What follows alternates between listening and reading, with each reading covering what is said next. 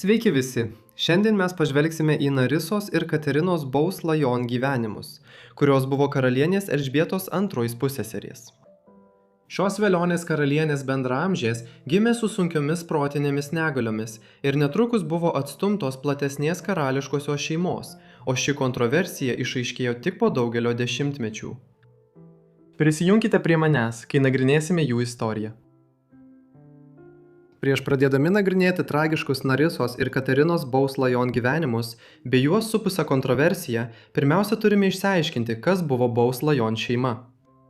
Šeimos pavardė atsirado XVIII amžiaus viduryje, kai Džonas Bousas, 9-asis Strathmoro ir Kinghorno grafas Škotijos aristokratijoje, taip pat buvo klano vadas. Lajonas gavo naują aristokratišką pavardę Bous-Lajon pagal parlamento aktą.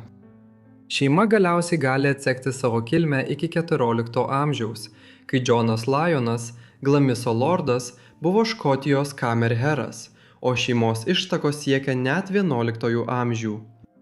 Bous-Lajon šeimos galva 20 amžiaus pradžioje buvo Klodas Bous-Lajon, 14-asis Strathmoro ir Kinghorno grafas.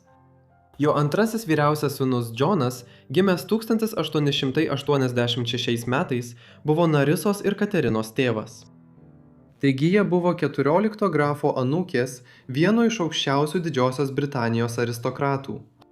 Dėl Bous-Lajon šeimos iškilumo Džonas vedė Fenelą Hepburn Stuart Forbes Trefesis, jaunesnąją 21-ojo barono Clintono dukterį. Džonas Bous-Lajonas ir Fenela netrukus susilaukė daugybės vaikų. Dukra vardu Patricija gimė 1916 m. Liepą, tačiau dėja, ji mirė likus vos kelioms dienoms iki pirmojo gimtadienio. Kita dukra Ana gimė vos po kelių mėnesių. Ji buvo sveika ir gyveno palyginti ilgą bei laimingą gyvenimą, kaip ir Dina, kuri gimė daug vėliau, 1923 metais. Tačiau Džono ir Fenelos kitos dvi dukros turėjo problemų. Tai buvo Narisa, gimusi 1919 m. vasario 18 d.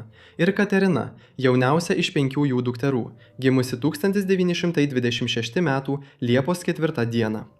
Deiže tiek Narisa, tiek Katerina gimė protiškai neįgalios. Tuo metu mažiau politiškai korektiškais terminais jos buvo priskirtos prie vadinamųjų imbecilų.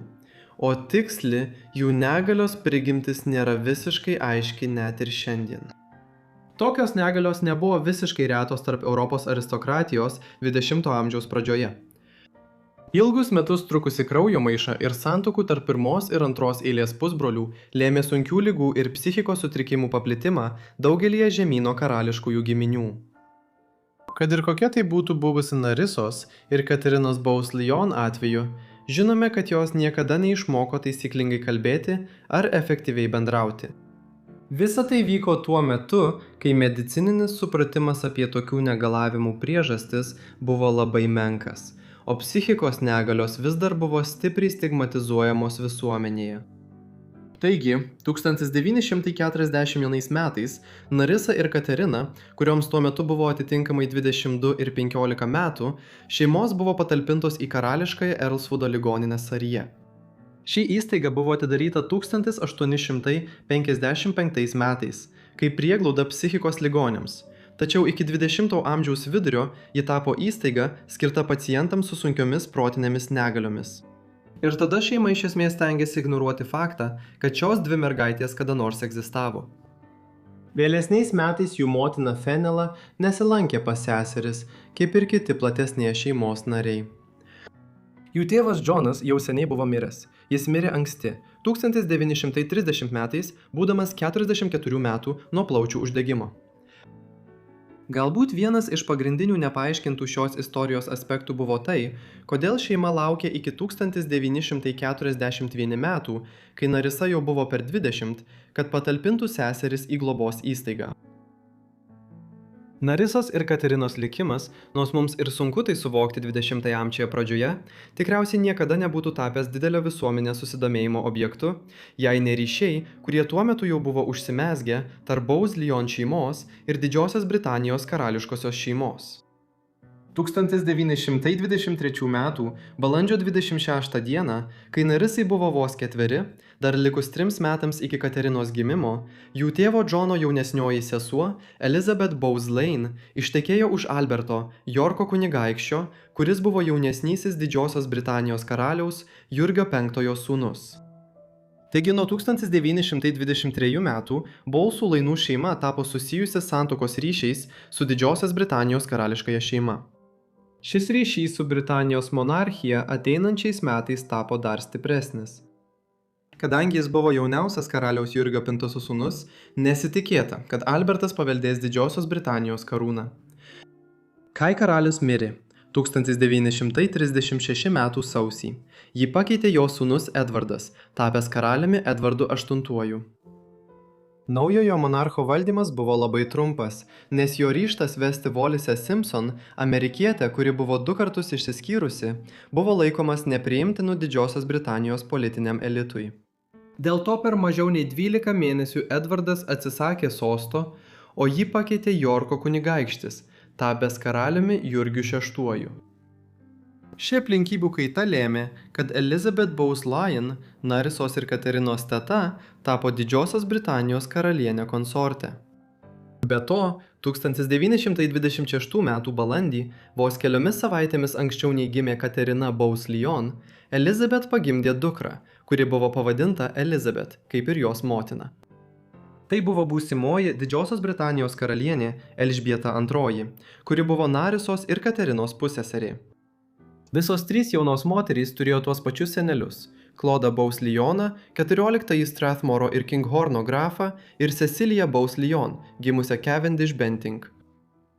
Bėgant metams, Narisa ir Katerina toliau gyveno karališkojoje Earlswoodo ligoninėje, didžiąja dalimi ignoruojamos savo platesnės giminės. Praėjus kiek daugiau nei 10 mečiui po to, kai jos atsidūrė ligoninėje Saryje, jų tetos vyras, karalius Jurgis VI, anksti mirė nuo plačiai paplitusios šeimos sveikatos problemos, kurią sukėlė nuolatinis rūkymas.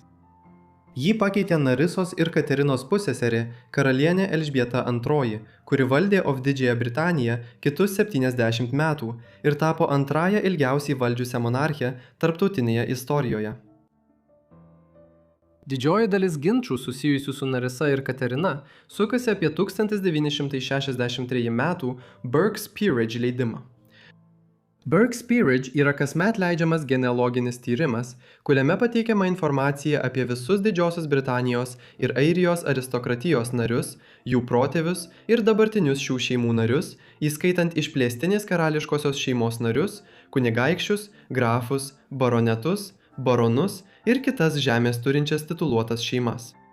Pirmą kartą jis buvo išleistas 1826 metais airių genealogijos tyrinėtojo Džono Berko, kai Airija vis dar buvo visiškai valdoma Didžiosios Britanijos. 20-ajame amžiuje šis leidinys buvo leidžiamas kasmet, o Didžiosios Britanijos ir Airijos aristokratijos nariams buvo siunčiamos anketos, kad jie atnaujintų savo šeimų genealoginius duomenis. 1963 metais, kai Bowes Lyonų šeima gavo savo anketą, Narisos ir Katerinos motina Fenela ją užpildė. Prieštaringai, ji nurodė, kad Narisa mirė 1940 metais, o Katerina neseniai 1961 metais. Tai buvo nepaisant to, kad abi jos dukterys vis dar buvo gyvos ir gyveno Earlswood ligoninėje. Ar šeima tikrai galėjo būti suklaidinta, manydama, kad abi jų dukterys mirė, jei jie ir toliau kasmet mokėjo 125 svarus Earlswoodo ligoniniai už jų išlaikymą ten? Tuo metu į tą buvo mažai kreipiamas dėmesys, tačiau 1986 metais paaiškėjo, kad mergaitės buvo įrašytos kaip mirusios 1963 metais, nors abi tuo metu buvo gyvos. Bandydamas tai paaiškinti, Fenelos sūnėnas teigė, kad jo teta, kuri mirė tuo laikotarpiu, buvo išsiblaškiusi asmenybė, kuriai būtų visiškai būdinga neteisingai užpildyti Burke's Peerage anketą.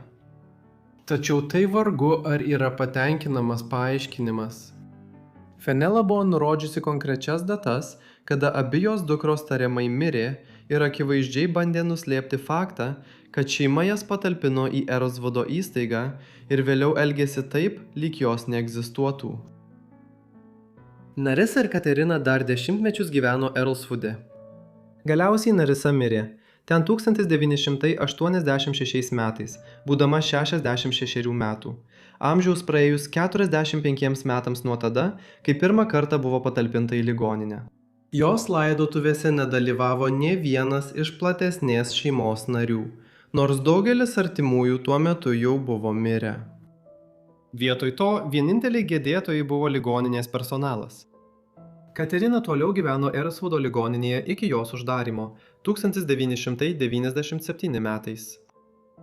Prieš uždarant ligoninę, Katerina kartu su keliomis kitomis pusseserėmis, kurios per daugelį metų buvo atsiųstos į Erosvudą dėl tos pačios genetinės ligos, buvo perkeltos į Ketvin House, globos namus netoliese Saryje. Kai ir šie namai buvo uždaryti 2001 metais, Katerina vėl buvo perkelta.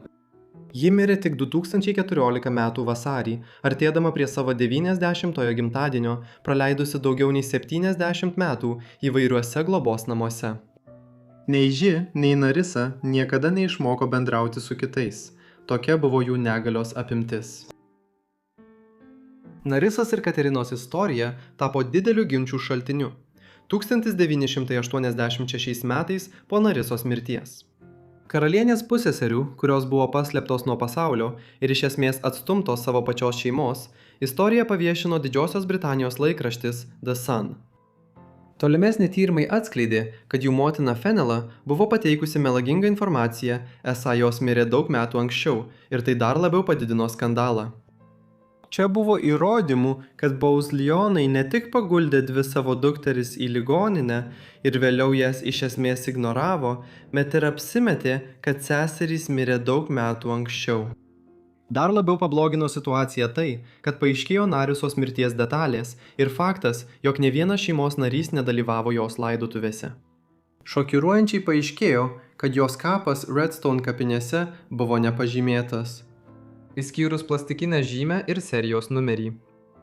Vėliau tai buvo ištaisyta, kai Narisos dvi dukterėčios ir sūnėnas pasirūpino, kad ant kapo būtų pastatytas antkapis. Iki 1980-ųjų pabaigos įvykusių įvykių detalės buvo plačiai prieinamos visuomeniai, tačiau ši istorija dar kelis kartus vėl atsidūrė dėmesio centre. Pavyzdžiui, 2011 metais Channel 4 parodė dokumentinį filmą Karalienės paslėptos pusseserės. Šiame filme buvo teigiama, kad seserys buvo ignoruojamos ir blogai elgiamasi jų šeimos. Tuo tarpu platesnė Beaulieu'ų šeima gyveno pagarbos ir prabangos kupiną gyvenimą. Taip pat manoma, kad tai labai nuliūdino karalienę Elžbietą II, kuri buvo tiesiogiai susijusi su šiuo pavadinimu. Tačiau kas būtų beveik visiškai nežinojęs, kas nutiko Narisa ir Katerinai? Ir tikrai jokių būdų nebuvo susijusi su sprendimu 1941 metais seseris apgyvendinti Erosvude. Pastaruoju metu Narisos ir Katerinos istorija buvo parodyta populiariame Netflix seriale Karūna, tapusi neatsiejama 4 sezono 7 serijos Paveldimumo principas dalimi. Atnaudžinus jų istoriją, svarbūs leidiniai, tokie kaip Harper's Bazaar ir Esquire, vėl rašo apie Beaulieu seserų istoriją. Vis dėlto, nors ginčas dėl seserų tikrai rodo tam tikrą Beaulieu šeimos beširdiškumą, Narisos ir Katerinos istorija atspindi kaip tariamai pažangi visuomenė, tokia kaip Didžioji Britanija, dar visai neseniai, 20 amžiaus viduryje, elgėsi su žmonėmis, turinčiais sunkių intelekto negalių. Ačiū visiems, kad žiūrėjote šį vaizdo įrašą apie Beaulieu seseris. Tikiuosi, kad jums buvo įdomu. Parašykite komentaruose, ką manote apie jų gyvenimą ir istoriją. Jei turite kitų pasiūlymų, taip pat palikite juos komentaruose. Tikiuosi, kad esate užsiprenumeravę mano kanalą ir įjungę pranešimus, kad gautumėte visus mano vaizdo įrašus, vos tik juos įkeliu. Taip pat, jei jūs domina istorinės knygos, daiktai ar kas nors susijęs su mano įranga, aprašyme rasite nuorodas į mano Amazon parduotuvę. Na tai tiek iš manęs, tad pasimatysime kitame pamirštame gyvenime. Ačiū!